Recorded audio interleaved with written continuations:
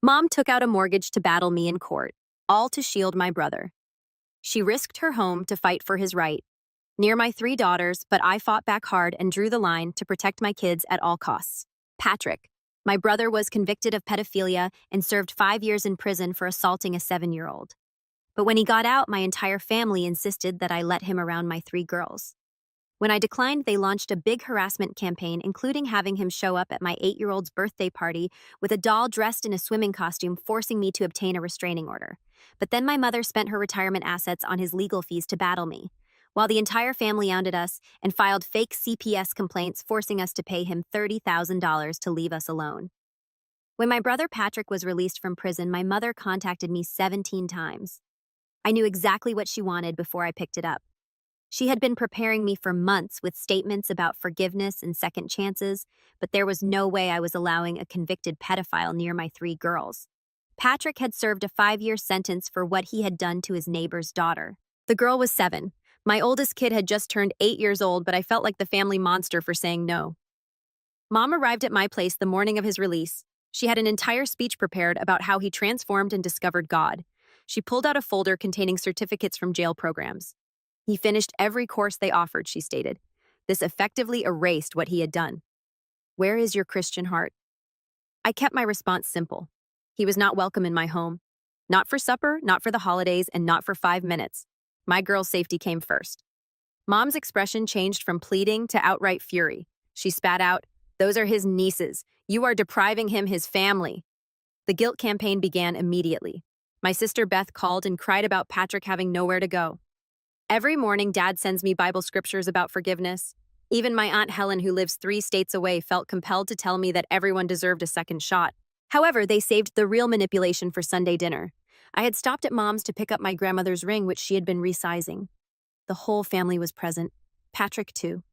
He sat at the kitchen table as if nothing had occurred, as if he had not ruined a child's innocence. My daughter Elise exclaimed, "Uncle Patrick!" Before I could stop her, she dashed at him, her sister's close following. I've never moved that quickly in my life. I gathered all 3 children and went toward the door. Patrick had the audacity to appear hurt. "I only wanted to meet them," he explained softly. "I'm their uncle."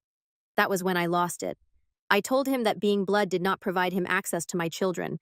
I reminded everyone in the room what he had been guilty of. Mom literally covered her ears. Dad grumbled something about lingering in the past. Beth accused me of traumatizing the girls.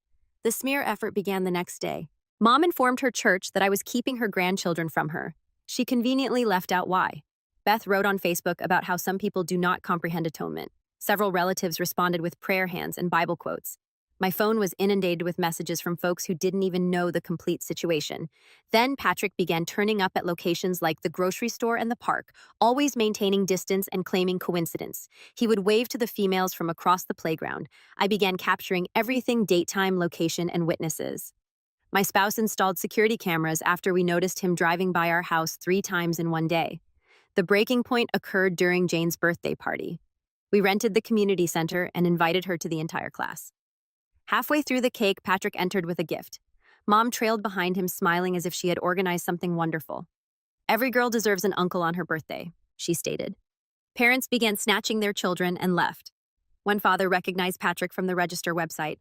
Within minutes, our daughter's party had been wrecked. Jane cried in the restroom as her classmates' parents murmured in the parking lot. He brought a bathing suit CAD doll as a present. I applied for a restraining order the next morning. That's when the real war began. Mom used her retirement resources to employ Patrick, a lawyer. They claimed I was alienating him from his family. The lawyer contended that Patrick had served his sentence and deserved to see his relatives. My mother testified against me in court. The judge granted a temporary order, but warned that it might not last long. Patrick had finished his probation. He wasn't breaking any rules by being near us. The final hearing was scheduled for next month. Meanwhile, familial harassment escalated. Dad began turning up at my husband's workplace, urging him to speak reason into me. Beth attempted to pick up the girls from school, stating I had requested her to.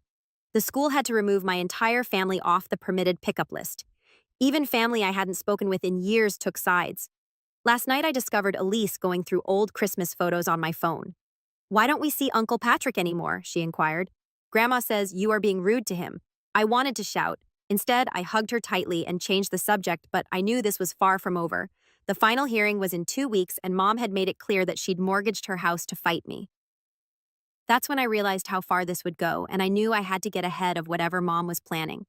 The mortgage threat wasn't empty. She'd already spent her retirement savings on Patrick's lawyer. I began calling every family law attorney in town and scheduling consultations. If I could conflict them out by meeting with them first, Mom would have to look elsewhere for representation. My husband took time off work to assist with the girls while I prepared for court, and we enrolled them in after-school programs to reduce the possibility of unexpected family visits. After Beth's pickup attempt, the school principal agreed to personally escort them to the bus. 3 days later, I received a call from my cousin Cheryl, who had always remained neutral in family drama, and she asked if we could meet for coffee. Against my better judgment, I agreed. Cheryl looked exhausted as she sat across from me in the cafe. She looked around uneasily before pulling out her phone. "I need to show you something," she said, scanning through her texts. "Your mother has been organizing the family. She has a group chat." My stomach fell as I read the messages. 23 family members were actively plotting methods to push Patrick and my daughters to communicate. They talked about showing up at school activities unexpectedly, stumbling into us at the supermarket, and even having various relatives petition for grandparent rights to legally overwhelm me. Cheryl slid her phone back into her purse. The worst part was seeing how they talked about me. According to them, I was mentally unstable, vindictive, and poisoning my children against their loving family. Mom had convinced them all that Patrick's conviction was a misunderstanding and that the girl's family had overreacted. "I have kids too," she added gently. "I checked the court records. What did Patrick do?" It was not a misunderstanding. I spent the rest of the day screenshotting everything Cheryl texted me. The group conversation revealed their whole playbook, and they intended to load the courtroom with supporting family members, including several aunts and uncles who had prepared character letters for Patrick. Mom had even persuaded my childhood pediatrician to write about how devoted Patrick had been. That evening, I discovered Patrick's truck parked across from our house again, this time with Mom by his side. They sat there for an hour just watching, and when my husband went outside to confront them, they drove away only to return the next morning. The girls noticed the tension, and Jane inquired as to why we couldn't eat at restaurants anymore.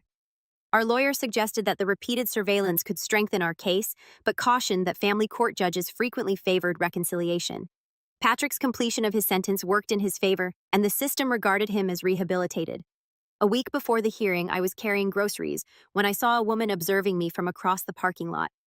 Elise asked why Grandma couldn't babysit, and I gave her vague excuses about everyone being busy. But kids are smart, and they sensed something was wrong. She approached me as I locked my trunk, introducing herself as Patricia from Child Protective Services. Someone had put in a report about me denying my children access to family. My hands shook as I gave her my lawyer's contact information. Patricia was professional but thorough. Our lawyer subpoenaed the CPS complaint, which alleged emotional abuse through family alienation. The home visit went well. The girls' rooms were clean, the fridge was stocked, their artwork covered the walls, and they chatted happily with Patricia about school and friends. But I knew this was just another tactic to wear me down. It was no surprise that it came from Mom's address, as she had formally accused me of emotional abuse for protecting my children from a convicted pedophile. The irony would have been laughable if it hadn't been so terrifying. As the hearing approached, Patrick became more daring, jogging past our house every morning, always careful to stay on public property, and waving at the windows, knowing the girls might see. I kept them away from the front rooms, but it meant living like prisoners in our own home. Dad left voicemails about how I was destroying the family. Beth sent long emails about forgiveness and healing. Relatives I'd blocked created new social media accounts to message me. They all sang the same tune. I was cruel, unreasonable, and unchristian. Then came the letters. Mom orchestrated a campaign in which family members wrote D. I intercepted the letters addressed to them at our house. But the violation felt profound. They were attempting to manipulate my children directly. Now I read each letter before shredding it, and they all followed a template: how much they missed the girls, how sad Uncle Patrick was, and how Mommy was keeping them apart. One aunt even included photos of Patrick looking dejected. My husband installed additional locks and an alarm system, and another sent drawings Patrick had allegedly made for them in prison. I'm curious why the entire family is so invested in defending Patrick's rights, with 23 relatives in a group chat and coordinated letters from everyone. We changed our routes to school and activities. I started grocery shopping in the neighboring town, and we basically went into hiding while living in our own house. The weekend before court, Mom made her biggest move yet. She filed for emergency grandparent visitation rights painting me as an unstable mother who had cut off family access without cause. She demanded immediate supervised visits with the girls, with Patrick allowed to attend as their uncle. Our lawyer called it a kitchen sink approach. Throw everything at the wall and see what sticks. The emergency petition would be heard alongside our restraining order request. And Mom was hoping that a judge would compromise by denying the restraining order but granting her some visitation. I spent that weekend organizing evidence security footage, documentation of every encounter group chat, screenshots, character references from teachers and doctors who actually knew, or the morning of the hearing arrived gray and drizzling. I dressed carefully, conservatively, but not severely. And my husband wore his only suit. We dropped the girls off at school early, my stomach turning at leaving them even with the new security measures. The courthouse parking lot was full of familiar cars. Patrick sat in the front row of the courtroom with Mom and their lawyer dressed in a new suit and having gotten a haircut. He looked like a respectable uncle, not someone on the sex offender registry. I recognized aunts, uncles, cousins, and family friends who stood in clusters whispering and giving us dark looks as we passed. Mom dabbed her eyes with a tissue, the image of a grieving grandmother. Our side of the courtroom was nearly empty, just us, our lawyer, and surprisingly Cheryl. She gave me a small nod as we took our seats. Whatever happened today, I wouldn't let them win. When the judge entered, I gripped my husband's hand. Everything we'd fought for came down to this moment. My daughter's safety was at stake, and I was prepared to fight with everything I had. The judge's gavel struck the bench, and the hearings began. Our lawyer presented the security tape first, which showed Patrick's persistent surveillance of our home. The timestamp suggested a pattern of escalating conduct. Mom's lawyer countered by arguing that a man had the right to jog on public streets. During the first recess, I noticed Beth in the hallway making phone calls, and she kept glancing at me while whispering urgently into her phone. My husband stayed close to me, his hand on my back as we navigated through clusters of hostile relatives. When Mom took the stand, she painted herself as a heartbroken grandmother denied access to her grandchildren. Our lawyer's cross-examination revealed the reality beneath her facade. She showed images of happier times, family gatherings when Patrick played with relatives, and her tears seemed genuine as she detailed how I had torn the family apart. When asked directly about Patrick's conviction, Mom claimed the victim's family had blown things out of proportion, and Patrick had simply been showing affection. Several relatives in the gallery nodded along with her delusions, and the judge ordered a brief recess to review evidence. In the hallway, Dad cornered my husband near the water fountain, and I watched his face turn green as he gestured wildly, clearly attempting to pressure my husband into dropping the case. My husband simply walked away, leaving Dad fuming. Cheryl testified next, bringing printouts of the group chat messages, which Mom's lawyer objected to repeatedly, but the judge allowed them as evidence of coordinated harassment. Cheryl's hands trembled as she read aloud their plans to ambush us at various locations. Patrick took the stand later in the afternoon. Patrick couldn't explain why he'd chosen to jog past our house, and he stumbled when asked about the birthday party intrusion. He'd clearly been coached speaking softly about rehabilitation and redemption, and claiming he just wanted to be a part of his niece's lives to watch them grow up.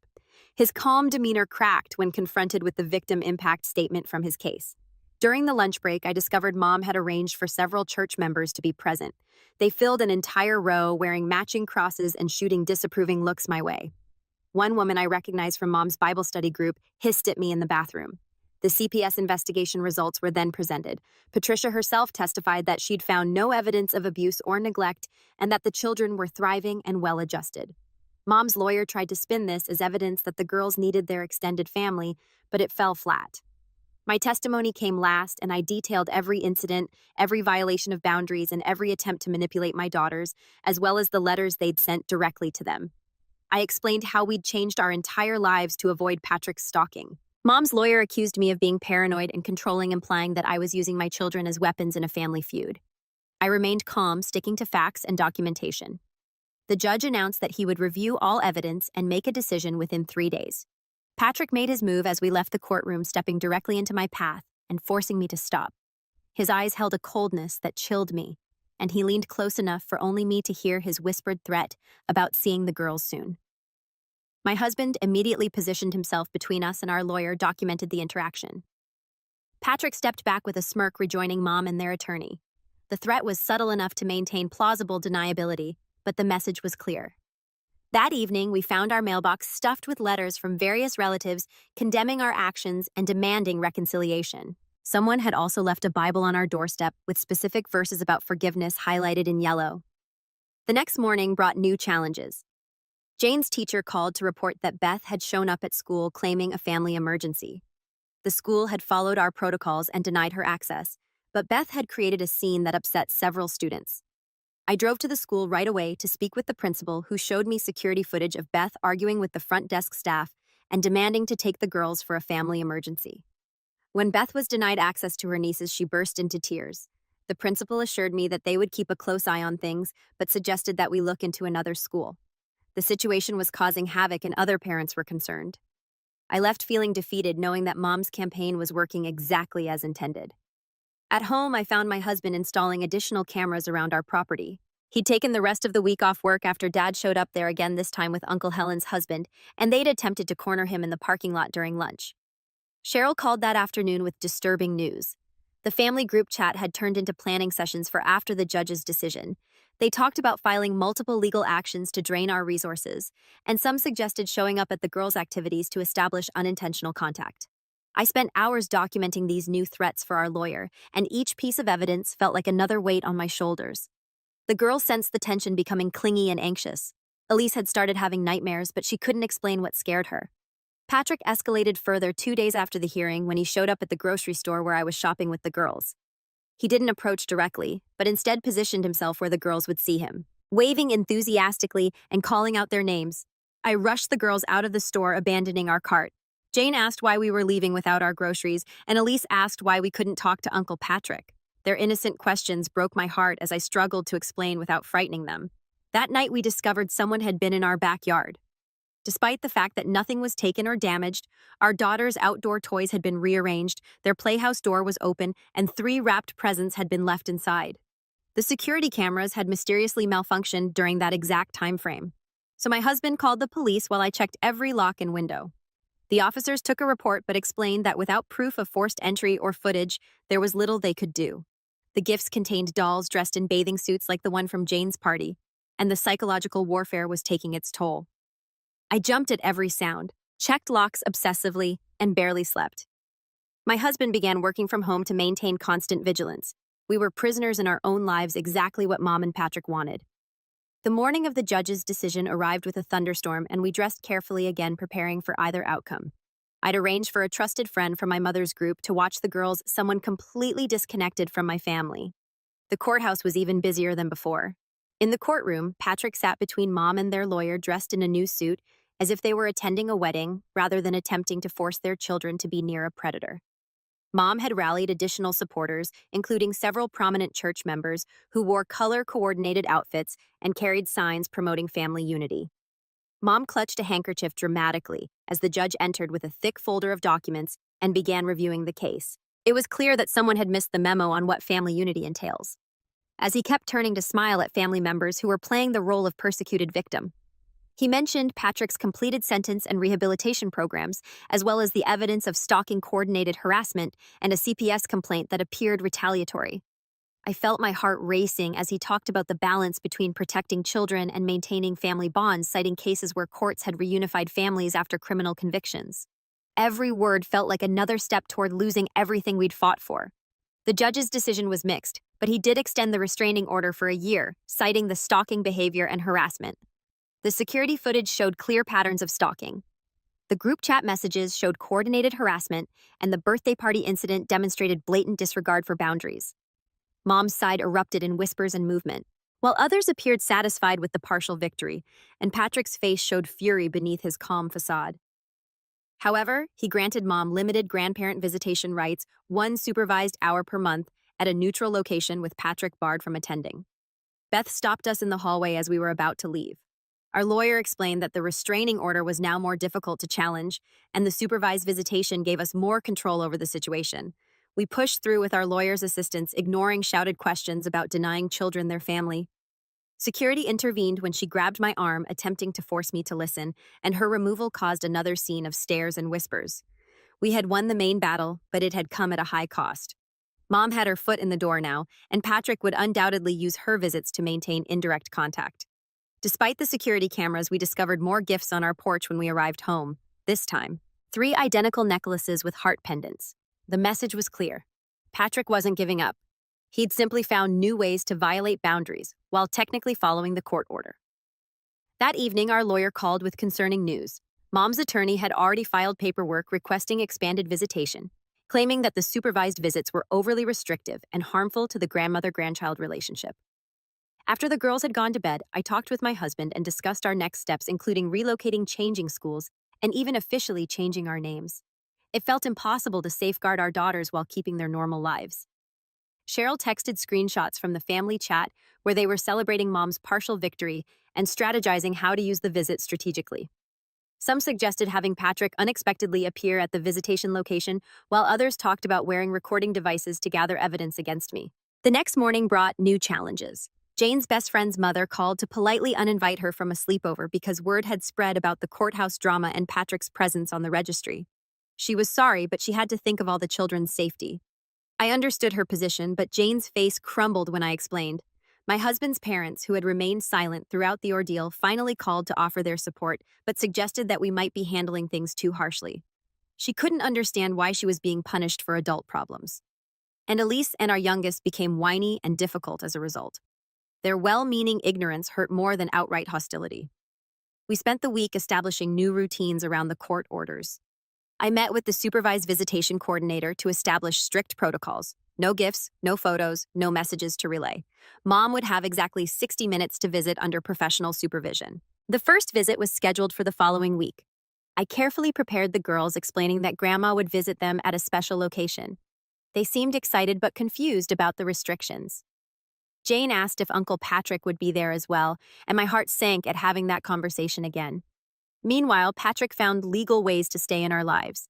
He volunteered at community events we'd previously attended, and he joined organizations where we had memberships, always keeping the required distance, but ensuring we knew he was there. Dad escalated his own campaign, showing up at my husband's workplace despite warnings, waiting in the parking lot with Bible verses and printed articles about forgiveness. Security eventually barred him from the property, but he simply moved to the public sidewalk, and Beth began her own harassment via social media.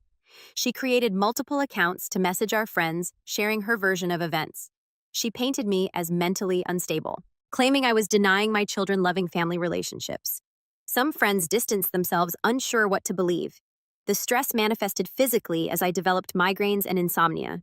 My husband's blood pressure skyrocketed, and the girls began acting out at school, their grades slipping. We began family therapy, which added to our mounting legal bills. And our lawyer warned us that Mom's team was preparing a larger strategy, hiring a private investigator to document our lives, looking for any ammunition. Every public outing became a potential trap, and every interaction with the girls could be twisted into evidence. One morning, I caught Patrick photographing our house from a legal distance.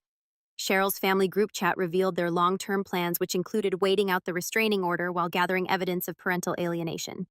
He made certain I saw him even waving at the security camera, and he was also documenting everything. We installed panic buttons throughout the house and established code words with the girls.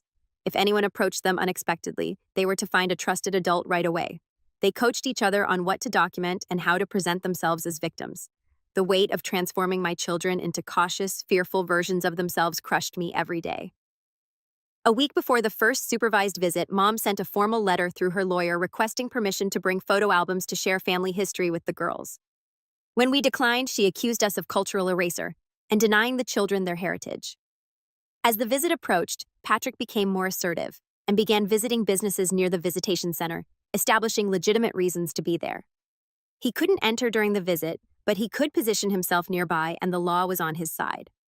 I met with the visitation supervisor to express my concerns, and she assured me that their protocols were strict, but I could see the exhaustion in her eyes.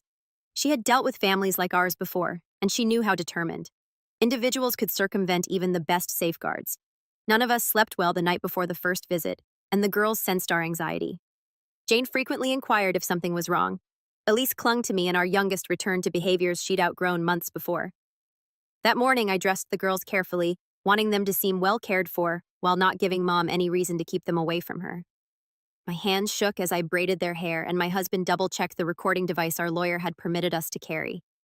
The visitation center was a converted house designed to feel comfortable while maintaining security, and we came early to familiarize the kids with the surroundings. The supervisor took the girls to the visitation room while we waited in a separate area. Mom arrived on time, dressed impeccably and carrying a small bag. Her face lit up as she saw the girls through the window. And for a brief moment, I saw the grandmother she could have been, if she hadn't chosen Patrick over their safety. I watched on the closed-circuit monitor as Mom hugged them sadly. She had brought approved coloring papers and crayons for 30 minutes, and it appeared to be a normal grandmother visit. Then Mom began her manipulation, talking about missing family events and how sorry everyone was. The supervisor redirected her several times, but Mom was skilled at subtle emotional manipulation. When the visit ended, the girls were confused and upset. They didn't understand why they couldn't see Grandma at her house or why Uncle Patrick couldn't visit either. The car ride home was filled with questions that I struggled to answer honestly without further damaging them. That afternoon, our lawyer called. Patrick had filed his own petition claiming defamation and emotional distress, claiming that our false accusations had harmed his reputation and relationships. I'm curious why the judge would grant visitation rights in the face of documented stalking and harassment. It was a clear, vindictive move, but fighting it would cost us more money. During the second visit, Mom brought a family scrapbook she had compiled, and the war of attrition continued. Every legal filing drained our savings. Every harassment incident shattered our peace, and every manipulation attempt harmed our children's innocence. The supervisor had accepted it after checking for objectionable content. But Mom had been clever. She'd included images of Patrick at every family milestone, portraying him as the beloved uncle the girls were missing. Our lawyer filed a motion to dismiss the defamation lawsuit, but the judge allowed it to proceed to discovery, which included depositions and documents. The girls absorbed every word, their confusion growing. When they returned to the waiting area, Jane immediately asked why Uncle Patrick couldn't attend the visits if he was so nice. Patrick's strategy was clear. He drained us financially while maintaining his victim narrative. The family's coordination reached new heights as various relatives began to show up at the girls' activities. An aunt would show up at dance class, a cousin at soccer practice, and they maintained legal distance while making their presence felt. Other parents began to notice the pattern of family members lurking around. Cheryl continued to feed me information from the group chat. They developed a rotation schedule to maintain constant pressure without any individual violating the restraining order. They documented every sighting of us, building what they called their alienation portfolio. 3 weeks after the court decision, I discovered Mom had enrolled in the same gym where I took yoga classes. She attended different sessions, but I always saw her in the parking lot. The girls' behavior deteriorated further. Jane became withdrawn and stopped inviting friends over. Elisa's nightmares worsened, but she still couldn't explain what scared her. And our youngest began having tantrums reminiscent of her toddler years. The family therapist suggested that the constant tension was affecting them more than we realized. Patrick's current strategy was escalated when he got a job at a hardware store 2 blocks from the visitation center, giving him a legitimate reason to be in the area during every visit. I noticed his truck parked strategically where we'd have to pass it entering and leaving, and Mom pushed the boundaries even further during the 3rd supervised visit. She gave each girl a locket with family photos inside, including Patrick. The supervisor forced her to remove them, but the damage had already been done. The girls didn't understand why they couldn't keep Grandma's gifts. Our financial situation deteriorated due to legal fees, therapy costs, and security measures. My husband took on extra shifts while I freelanced from home to avoid leaving the girls with sitters, and the stress showed in both of our faces, with dark circles becoming permanent fixtures. Then came the accident, or what appeared to be an accident. I was backing out of a parking space at the grocery store when another car hit me, and the driver jumped out, apologizing profusely. Only when I saw Uncle Helen's son did I realize this was orchestrated. The deposition for Patrick's defamation case was scheduled for the following month, and our lawyer prepared me for grueling questions designed to make me appear unstable. They'd use every family incident, every protective measure as evidence of my irrational behavior. Toward a reformed man, he insisted on calling the cops and creating an official report that painted me as distracted and careless. Mom's visitation requests increased. She petitioned for unsupervised visits, citing the successful supervised sessions, and included affidavit from family members attesting to her character and my unreasonable restrictions. Each filing required a response which cost money we didn't have. I began noticing cars following me on errands, different vehicles, but always maintaining the same careful distance. When I mentioned it to our lawyer, he said proving coordination would be nearly impossible. They'd learned from the group chat evidence to be more careful. The 4th supervised visit brought new manipulation. Mom spent the entire hour telling the girls about family traditions they were missing, birthday parties, holiday gatherings, summer barbecues, all of which were portrayed as magical events stolen from them. Patrick began jogging past the visitation center during our visits, timing it perfectly to cross our path and waving at the girls through the window while maintaining legal distance. The supervisor documented it, but technically he wasn't violating any orders. Our home became a fortress of anxiety. Patrick's lawyer interrogated me for 6 hours, questioning me about every decision I'd made since his release. I struggled to explain why we lived as if we were hiding without frightening them or poisoning them against the family they still loved. We added more cameras, window sensors, and kept the curtains drawn at all times. They portrayed my protective measures as paranoid delusions and my documentation as obsessive behavior. I kept my cool, but inside I was cracking. 2 days later, Jane's teacher called with concerns. Jane had written a story about a family torn apart by a mean mother who wouldn't let anyone visit, and the teacher recognized the emotional distress and suggested additional counseling. Another expense, another acknowledgement of how this war was harming my children. Mom's next action was calculated. She began attending the same church we'd shifted to, and after leaving hers, she sat across the sanctuary, dabbing at tears during services. Churchgoers who didn't know our tale saw Grandma split from her grandchildren, and some began avoiding us. My husband suggested borrowing from his 401k, but I knew that would only delay the inevitable. Patrick had hired a second attorney, someone known for aggressive litigation, and the message was clear. They could afford to escalate, whereas we couldn't. During the 5th supervised visit, something shifted, and Mom dropped her careful facade for a brief moment. When the supervisor stepped out briefly to use the restroom, Mom quickly whispered something to the girls. I couldn't hear it through the monitor, but I saw their faces change. Jane looked scared, and Elise was confused in the car. Afterward, neither girl would tell me what Grandma had said. They exchanged glances but remained silent. That night, I found them huddled together in Jane's bed, whispering. When I entered, they immediately stopped talking. The secret Mom had planned. Patrick filed additional motions in his defamation case, claiming lost wages from jobs he couldn't get due to my slander, and requesting access to my social media accounts, email records, and personal journals. Our lawyer fought each request, but judges frequently favored broad discovery, and the family's pressure campaign evolved. Instead of making direct contact, they started a whisper campaign in our community, sending anonymous letters to parents at school, calling local businesses to question our mental stability, and gradually shrinking our world. Cheryl warned me that Mom was planning something for the holidays, and the group chat was filled with cryptic references to Christmas justice and reunion planning. The 6th supervised visit was scheduled for December 23rd, and Mom arrived with a bag of wrapped presents that the supervisor had to inspect. Each gift was appropriate, including books, puzzles, and art supplies. But each contained subtle reminders of what the girls were missing.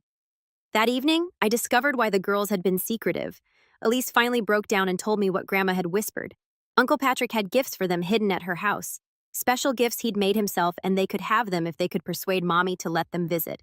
The manipulation was masterful, and my children now had a secret with their grandmother. They didn't understand why I was being mean about presents, and Jane accused me of ruining Christmas. On Christmas Eve, we discovered 3 packages on our doorstep left at 3 a.m. by someone in dark clothing who knew exactly where our blind spots were. Inside were handmade dolls clearly crafted with patience and skill as evidenced by the security cameras. The card simply said, "Love Uncle Patrick," in neat handwriting. I wanted to throw them away, but the girls had already seen them. Taking the dolls would make me the villain who stole Christmas presents, and keeping them indicated Patrick had successfully invaded our home once more. My husband and I exchanged worried glances over the girls' heads as they opened their presents on Christmas morning, clearly thinking about the dolls in the garage and the mysterious gifts at Grandma's house. I made a compromise and put them in the garage, promising that we'd figure it out later. The day after Christmas, our lawyer called with bad news. The judge in Patrick's defamation case had partially ruled in his favor, dismissing the wage loss claims, but finding that I had potentially damaged his reputation beyond the scope of protecting my children, and a trial would determine damages. I sat in my kitchen staring at the legal documents because we couldn't afford a trial. The retainer alone would bankrupt us. Mom and Patrick had won their war of financial attrition. I had to make an impossible choice: surrender or lose everything fighting. That night, I found my husband in the garage looking at the dolls Patrick had made, each of which was crafted with disturbing detail and dressed like our daughters. The implications made my skin crawl, but legally, they were just gifts from an uncle, and we had no proof of sinister intent. The next morning, Jane's best friend's mother called to say they were switching schools. The drama surrounding our family had become too much, and other parents were considering doing the same. During the 7th supervised visit, I instructed our lawyer to offer a settlement in Patrick's defamation case, despite the fact that the number made me sick. As I watched Mom manipulate my daughters with practiced ease, seeing their growing resentment toward me, and feeling the financial news tightening, I realized I had to change tactics. I couldn't win by playing defense anymore. Despite the fact that we didn't have $30,000, the settlement came with conditions Patrick couldn't refuse, including a permanent no-contact agreement that went beyond the restraining order. Patrick accepted the settlement, probably thinking he'd find a way around it later, and we had to liquidate our retirement accounts to pay for it. Despite the fact that it felt like paying a ransom to a kidnapper, Mom's reaction was swift and vicious. She filed for expanded visitation rights, claiming the settlement proved I'd been wrong about Patrick. But our lawyer had anticipated this, and the settlement included Patrick's acknowledgement that continued contact could be detrimental to the children's well-being. The judge who reviewed Mom's petition saw through her manipulation. He observed a pattern of escalating behavior, coordinated harassment, and the use of supervised visits to undermine parental authority. Instead of expanding access, he reduced it to quarterly visits with stricter supervision. Mom's investment in Patrick had cost her everything, including her retirement savings, relationship with her grandchildren, and now her limited access. The family group chat erupted in rage and disbelief, and Cheryl sent me screenshots of their outburst. Some blamed Mom for pushing too hard, while others blamed Patrick for taking the money. The coalition that had terrorized us for months had fractured into bitter factions, and we used the breathing room to rebuild. Jane's school agreed to put in more security measures. We found a new therapist who specialized in family manipulation dynamics, and we gradually, carefully began explaining the age-appropriate truth to the girls about why Uncle Patrick couldn't be around them. The quarterly visits with Mom became less traumatic, and with stricter supervision and reduced frequency, she couldn't maintain the same manipulation. The girls began to see her as a distant relative rather than a central figure in their lives. It wasn't ideal, but it was manageable. 6 months later, Patrick violated the no-contact agreement by sending birthday cards to each girl through a third party. Our lawyer immediately filed for contempt, and this time, the judge had no patience. Patrick faced jail time or a substantial fine, which he chose, further draining Mom's resources because she was still funding his legal battles. The extended family eventually fled without Mom's money to fund their campaign, and with legal barriers entrenched, most found it simpler to move on. A few remained, but their individual efforts lacked the coordinated impact of the group onslaught. On the anniversary of Patrick's release, I sat in my backyard watching my daughters play. We'd paid a terrible price. Financial ruin, family destruction, months of terror, but they were safe. Their innocence was scarred but not shattered. My husband joined me, bringing coffee. We didn't need words. We'd survived by choosing the battles we could win and accepting the costs of those we couldn't. The war wasn't over. As I hugged them close, I reflected on the cost of protection. It would never be perfect, but we'd accomplished what was most important. The girls ran up to us, their faces beaming with joy. They'd adapted to our new normal with the resilience of children, and they now understood why some family members weren't safe, why love sometimes meant keeping distance. Every parent would pay it without hesitation, but few understood the true cost until the bill came due. We'd paid in money, relationships, and innocence. But watching my daughters play safely in our yard, I knew I'd pay it again. The restraining order would need to be renewed eventually. Mom would get her quarterly visits, and Patrick would most likely probe for new weaknesses. But for the time being, my daughters are safe. I found it strange how the mother aged so much when she lost. Was she actually believing she was doing the right thing, or was this all about control from the start? Sometimes the only triumph that matters is surviving each struggle and preserving what you love most.